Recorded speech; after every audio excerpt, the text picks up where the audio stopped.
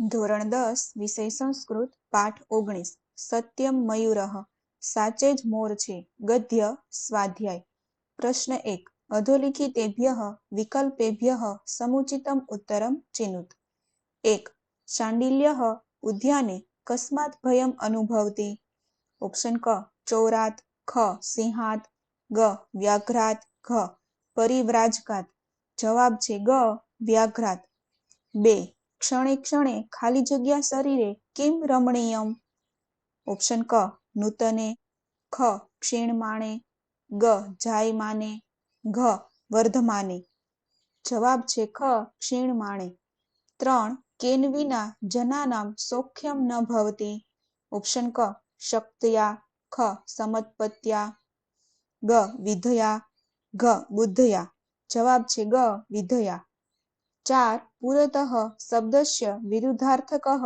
કઃ શબ્દઃ option ક અગ્રતઃ ખ પૃષ્ઠતઃ ગ અનંતરમ ઘ અપરઃ જવાબ છે ખ પૃષ્ઠતઃ 5 શાંડિલ્યસ્ય ખાલી જગ્યા રુધિરમ પ્રસ્તવતી ઓપ્શન ક કંઠાત ખ કંઠે ગ કંઠમ ઘ કંઠેન જવાબ છે ક કંઠાત 6 વ્યાઘ્રઃ મયુરરૂપમ ખાલી જગ્યા પલાયતે ઓપ્શન ક ગ્રહિતુમ ખ ગૃહીતમ ગ ગ્રાહામ ઘ ગૃહીત્વા જવાબ છે ખ ગૃહીતમ 7 યદિ મયુરઃ ઉદ્ઘાટયામિ અક્ષિણી અત્ર અક્ષિણી શબ્દસ્ય સ્થાને ઉચિતમ શબ્દમ ચિનુત ઓપ્શન ક નેત્રાણી ખ નેત્રે ગ નેત્રમ ઘ નેત્રસ્ય જવાબ છે ખ નેત્રે ત્યાર પછી પ્રશ્ન 2 એક વાક્યેન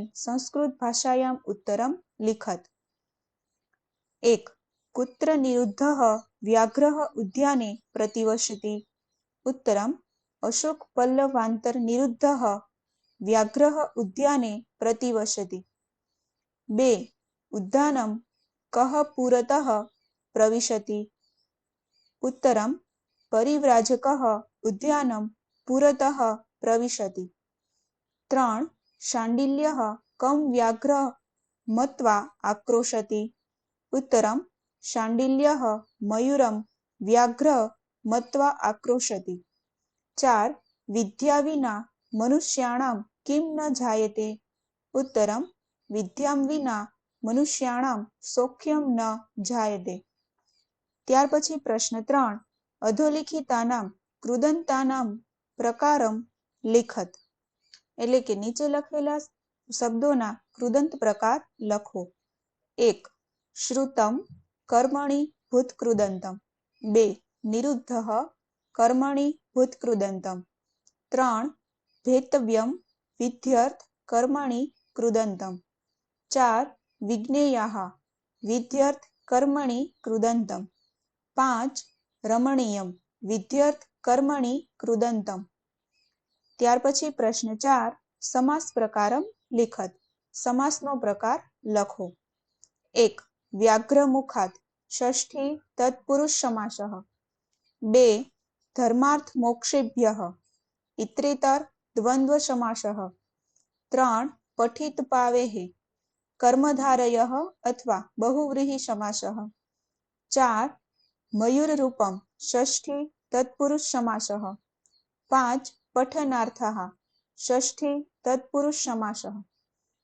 ત્યાર પછી પ્રશ્ન 5 વચનાનુસારમ ધાતુરૂપેઃ રિક્ત સ્થાનાની પૂરયત એટલે કે વચન અનુસાર ધાતુરૂપોની ખાલી જગ્યા પૂરો 1 પ્રવિશ પ્રવિશતમ પ્રવિશત 2 પ્રસ્રવતી પ્રસ્રવતઃ પ્રસ્રવંતી 3 પઠ પઠતમ પઠત 4 સમાચરેત સમાચરેતામ સમાચરેયુઃ ત્યાર પછી પ્રશ્ન 6 અધોલિખિતાનામ પ્રશ્નાનામ ઉત્તરાણી ગુર્જર ભાષાયામ લિખત 1 શાંડિલ્ય ઉદ્યાનમાં પ્રવેશતા કેમ ભય અનુભવે છે ઉત્તર પુરાણોને જાણનારી શાંડિલ્યની માએ કહેલું કે અશોકના પાંદડાની વચ્ચે સંતાયેલો વાઘ ઉદ્યાનમાં રહે છે આથી શાંડિલ્ય ઉદ્યાનમાં પ્રવેશતા ભય અનુભવે છે 2. પોતાને વાઘે પકડ્યો છે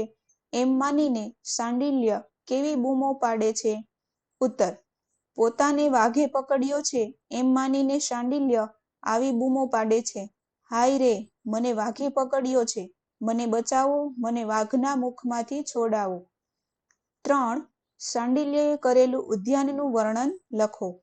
ઉત્તર.